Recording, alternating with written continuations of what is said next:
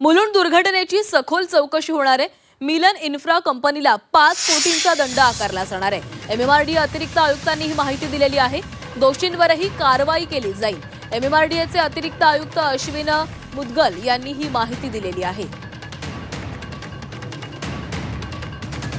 भूमिका स्पष्ट आहे। एमएमआरडीए कोणाचंही गय करणार नाही। एमएमआरडीए ऍक्शन घेणार आहे। मी तेच सांगितलेलं आहे। एका व्यक्तीचा मृत्यू झालेला आहे, त्याला जबाबदार कोण आहे? मी आपल्या संवेदनाशी सहमत आहे आणि मी पण एक संवेदनशील माणूस आहे। आम्ही संवेदनशीलच आहोत। एका व्यक्तीला दुर्दैवी मृत्यू झालेला आहे, त्याला सगळ्यात आधी मी शोक संवेदना व्यक्त केलेल्या आहे। ही जी घटना कशी घडली याची चौकशी तर करावी लागेल आणि चौकशीअंती आम्ही ऍक्शन घेणार आहोत। आम्ही कोणाचीही गय करणार नाही। तर मिलन इन्फ्रा कंपनीवर काय कारवाई करण्यात आलेली आहे पाहूया।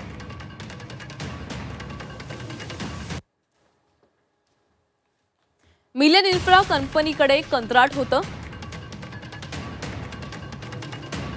मिलन इन्फ्रा कंत्राटदाराला 5 कोटींचा दंड आकारण्यात आलाय।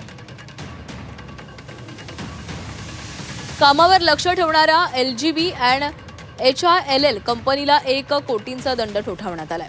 एमएमआरडीए आणि महापालिकेचे अधिकारी दोषी आढळल्यास त्यांच्यावरही कारवाई होणार आहे। स्ट्रेचिंगच्या कारणामुळे पॅरापॅटच्या भिंतीचा भाग कोसळल्याचं कळतंय।